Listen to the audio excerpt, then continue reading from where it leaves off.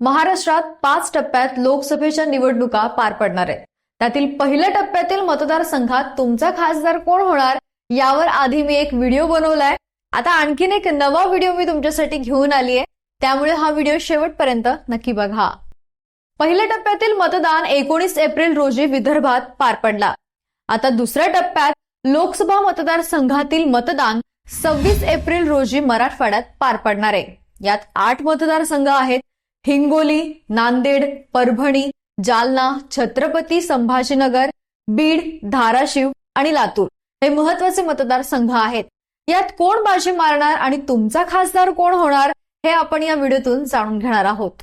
हिंगोलीत हेमंत पाटील यांच्याऐवजी शेवटच्या क्षणी बाबूराव कदम कोहळीकर यांना शिवसेना म्हणजेच महायुतीकडून उमेदवारी देण्यात आली।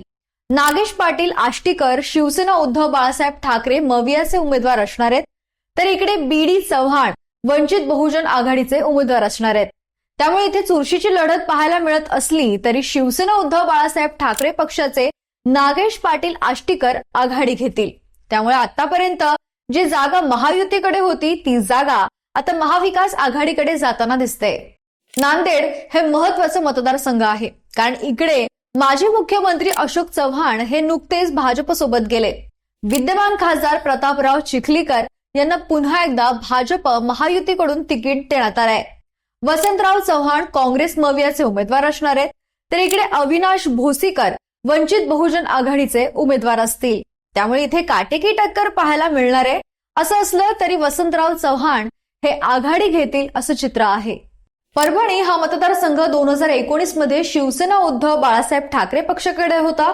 महायुतीने इथून बाहेरच्या जिल्ह्यातून उमेदवार आणलं असं म्हणता येईल, कारण महादेव जानकर रासपचे नेते ज्यांना माढ्यातून मविया आघाडी उमेदवारी देत होती, पण ते महायुतीत आले आणि त्यांना महायुतीकडून परभणीतून उमेदवारी देण्यात आली। संजय जाधव शिवसेना उद्धव बाळासाहेब ठाकरे मवियाचे उमेदवार आहेत, तर इकडे पंजाबराव डक जे हवामान तज्ज्ञ किंवा हवामानाचे अभ्यासक म्हणून ओळखले जातात त्यांना वंचित बहुजन आघाडीकडून उमेदवारी देण्यात आली आहे। इथला विजय हा सोपा समजला जातो, कारण मवियाचे विद्यमान खासदार संजय जाधव यांचा एकतर्फी विजय होताना दिसतोय। जालना लोकसभा मतदारसंघातून सध्याचे केंद्रीय राज्यमंत्री रावसाहेब दानवे भाजप म्हणजेच महायुतीचे उमेदवार असतील। कल्याण काळे काँग्रेस मवियाचे उमेदवार असतील। प्रभाकर बकले वंचित बहुजन आघाडीचे उमेदवार आहेत।